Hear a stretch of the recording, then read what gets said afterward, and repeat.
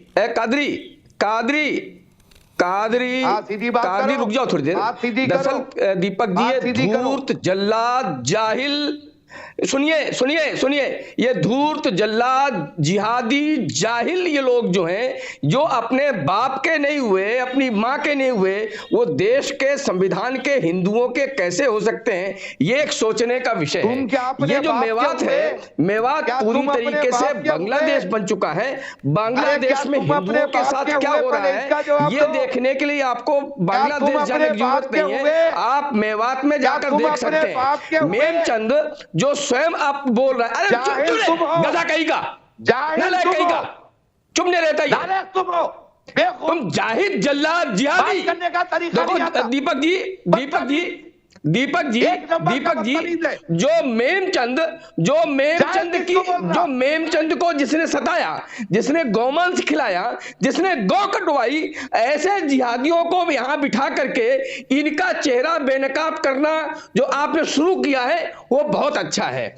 भारत की फिल्मों ने इनके चेहरों को सफेद कर रखा था, अब इनका काला चेहरा देश के सामने आ रहा है। केवल मेवात नहीं है, केरल में कितने मेवात बना दिए, बांग्लादेश में कितने मेवात बना दिए, बिहार में कितने मेवात बना दिए, उत्तर प्रदेश में कितने मेवात बना दिए, हरियाणा में तो ये केवल एक मेवात है, बाकी सारे देश में सैकड़ों मेवात बन चुके हैं। इसलिए हम बार बार कहते थे ये धर्मांतरण नहीं, ये राष्ट्रांतरण करने का षड्यंत्र है। ठीक है और विजय शंकर तिवारी जी, इसी से जुड़ा मैं एक स्टेटमेंट सुना रहा हूं आपको, इसी से जुड़ा एक स्टेटमेंट सुना रहा हूं। मैं चाहता हूं मुजब्बिर और अली कादरी जो बड़ी बड़ी बातें पेल रहे हैं यहां पर, वो इससे जरूर सुने। हमारी इस तफ्तीश के बाद के दौरान जमातियों के खौफनाक इरादे का भी खुलासा हुआ है। जमातियों की हिमायत करने वाला सेक्युलर गैंग जमात के इरादे जानकर सियर उठेगा, क्योंकि अगर इनका बस चले तो ये देश पर कब्जा ही कर डाले।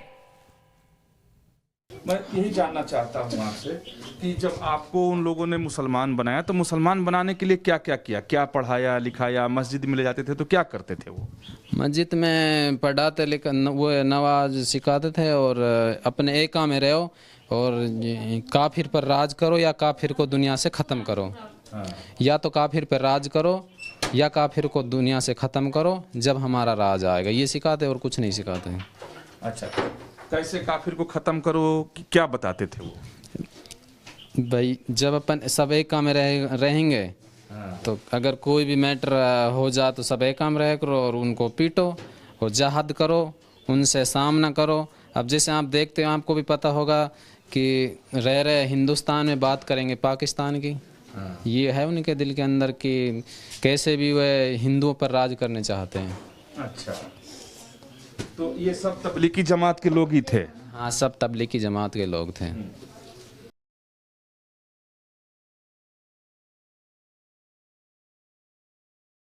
उन लोगों की, मेरे गांव की लड़की है इब्राहिम बास में, तो इधर आते जाते थे, तो दोस्ताना के तौर पे वो मेरे को और मेरी बीवी बच्चों को सबको अपने गांव में ले गए और उन्होंने गांव में ले जाने के बाद में मेरे बीवी बच्चों को सबको किडनैप कर लिया था, सबको बंधक बना के रखते थे और हमसे वो बोले कि आप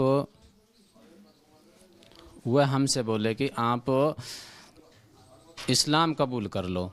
मैंने बोला कि इस्लाम कबूल करने से मेरे को क्या मिलेगा, क्या प्रॉफिट है, मैं क्यों इस्लाम कबूल करूं जब मैं हिंदू जाति में पैदा हुआ हूं, तो हिंदू जाति में रहूँगा ना।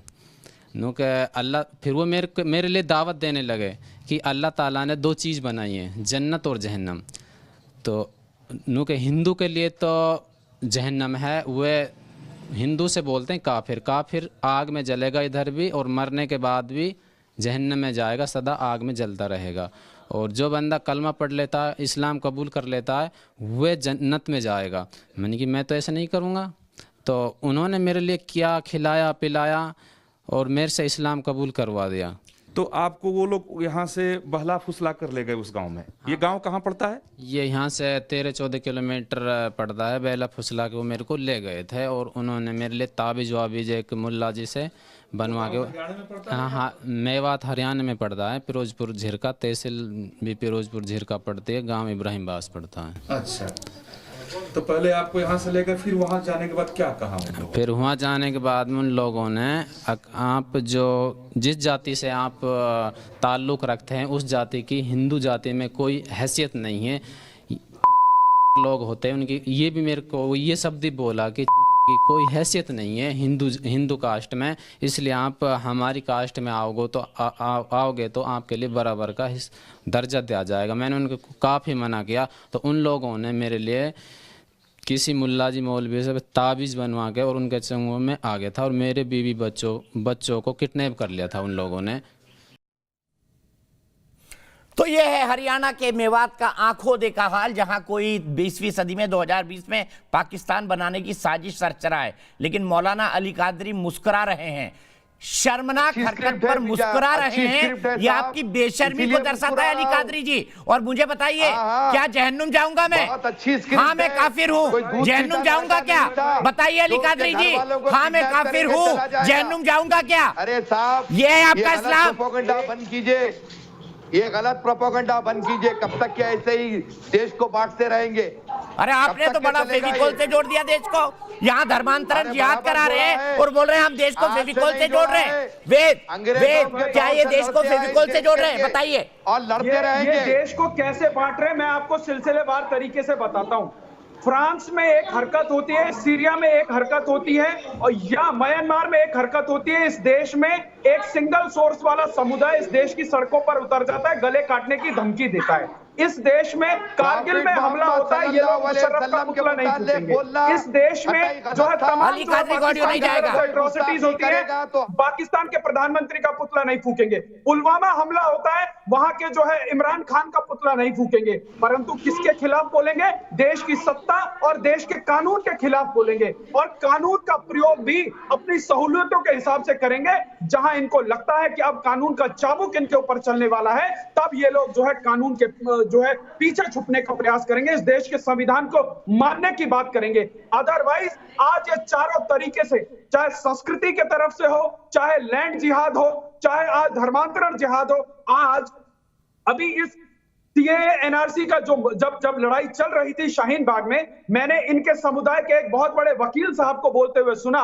वो कहते हैं कि हमें जो है हिंदू लोगों से जो है व्यापार खत्म कर देना चाहिए और हमको हर सिस्टम के अंदर इस प्रकार से घुस जाना चाहिए। मुझे एक बात का जवाब दीजिए, क्या चाहते हैं आप? यही ना हिंदुओं को खत्म कर दें और इस्लामिक राष्ट्र बना दे? आज आपकी साजिश का खुलासा तो हो गया, हिंदू काफिर हैं, जहन्नुम जाएंगे, मार डालो इनको और बना दो इसको मुसलमान राष्ट्र।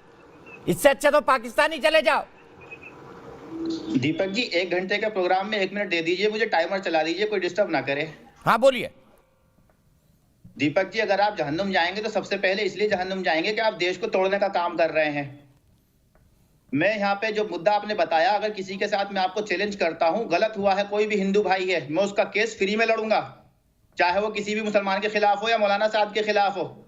मैं इंसाफ के साथ खड़ा रहूंगा फ्री में। लेकिन अब आप मुझे ये बताइए, अगर किसी मुसलमान के साथ जुल्म होता है, आप उसकी स्टोरी अपने चैनल पे चलाएंगे? बिल्कुल चलाते हैं भाई।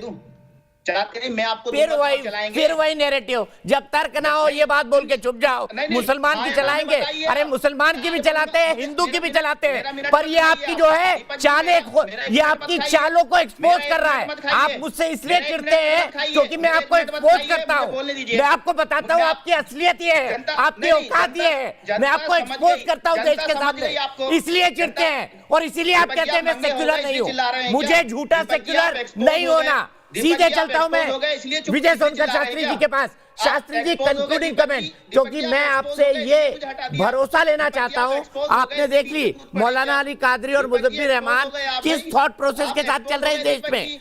गजवाए हिंद बनाना है। मैं सिर्फ एक रिक्वेस्ट करना चाहता हूं, आपने देख ली मेमचंद की आवाज, अब ये सार्वजनिक है, इसको बहुत खतरा है। मैं चाहता हूं, ये दलित भाई है, मैं चाहता हूं कि आप खुद व्यक्तिगत तौर पर इसकी सुरक्षा को और इसकी वेलबींग को इंश्योर करें। आप इसके लिए आवाज उठाएंगे, क्योंकि मैं जानता हूं हर ऐसे आदमी के लिए विजय सोनकर शास्त्री आवाज उठाते हैं। नहीं, बिल्कुल आप ठीक कह रहे हैं। मेमचंद के उनकी पूरी सुरक्षा की व्यवस्था होनी चाहिए। सिर्फ 5 कांस्टेबल वहां पर्याप्त नहीं है। मैं तो आग्रह करूंगा और मैं सरकार से कि इसको पूर्ण रूप से जेड कैटेगरी की सुरक्षा दिया जाए, क्योंकि ये एक ऐसा सैंपल है जिसके आधार पर पूरा इस्लामिक जो षड्यंत्र है वो एक्सपोज हो रहा है। अंतर्राष्ट्रीय इस्लामिक शक्तियां नंगी हो रही हैं, इसलिए मेरा पूरा विश्वास है कि इनको पूर्ण सुरक्षा सरकार की तरफ से दिया जाएगा। दूसरी बात मैं ये कहना चाहता हूं कि भारत में इस प्रकार के जो षड्यंत्र चल रहे हैं, ये षड्यंत्र भारत को तोड़ने की कोशिश किया जा रहा है, लेकिन ये मोदी जी की सरकार है, यहां पर कोई भी षड्यंत्रकारी सफल नहीं होगा। ये अमित शाह की सरकार है, यहां पर कोई भी ऐसी ताकतें सफल नहीं होंगी। सबको माकूल जवाब दिया जाएगा और सबके साथ न्याय किया जाएगा। ये देश संविधान से चलेगा, ठीक है, शरीयत से नहीं चलेगा। पर ब्रेक ये देश सिर्फ चलते कानून चलते से एक बात चलेगा। मुजब्बिर रहमान और मौलाना अली कादरी से कहना चाहता हूं। मौलाना अली कादरी, इंसान अपने कर्म के हिसाब से जन्नत या जहन्नुम जाता है, काफिर या मुसलमान होने के चलते नहीं। तो आप सुन लीजिए, अच्छे कर्म करेंगे तो जन्नत नसीब होगी, वरना आप भी जहन्नुम जाएंगे। मैं तो अच्छे कर्म कर रहा हूं जितना मुझसे होता है, लेकिन अपनी जहन्नुम जाने की तैयारी अली कादरी जी और मुजब्बिर रहमान अपने कर्मों के आधार पर कर लीजिएगा। फिलहाल एक ब्रेक, लेकिन मेमचंद की इस लड़ाई के साथ न्यूज नेशन खड़ा था, खड़ा है और खड़ा रहेगा। आगे चलते हैं, ब्रेक लेते हैं, ब्रेक के बाद कुछ और अन्य खबरें न्यूज नेशन पर।